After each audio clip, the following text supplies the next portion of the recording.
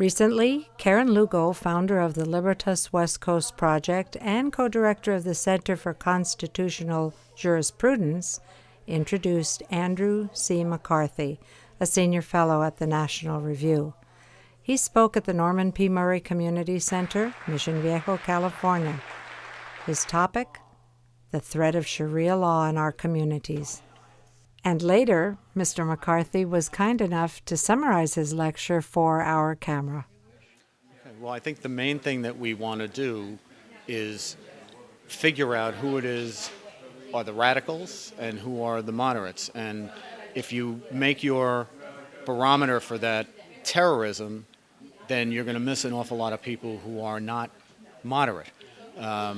If somebody says that they want to turn America into a Sharia society, but they're willing to do that by nonviolent means, I'm very grateful that they're nonviolent, but that's not a moderate position. That's a very radical position, particularly when you look at core portions of Sharia, which run very counter to basic premises of Western liberalism, starting with the very idea that people have a right to make law for themselves irrespective of any religious code.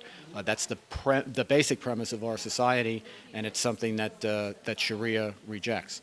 So I think that what we want to identify are who are the good patriotic Muslims, of which there are an enormous number in our country, who regard Sharia at best as something that is a private, spiritual compass for how they live their lives, versus the Muslims who believe that Sharia is something that needs to be imposed on a society because it is Islam's political and legal system, and its ambitions are to control every aspect of life. If that's what your position is, you're not a moderate.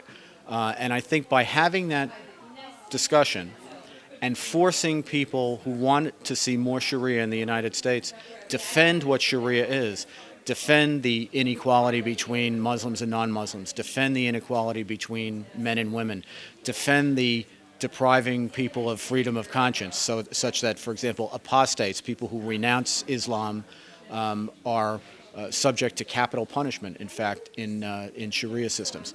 I think if you make people defend those premises and say that we would like to have those as our law rather than American law, then those people will be marginalized in our society as they should be. And that would I think, also help empower the real, authentic, moderate Muslims who are fighting against this fundamentalism and don't want to see it imposed in the United States. And it's in our interest in a great way, I think, that those people win. And whether they can win or not, we have to defend our country regardless. So it's important that we figure out who the real friends of America are, who the real radicals are, and who the authentic moderates are, rather than the guys who've been pretending to be moderates all this time.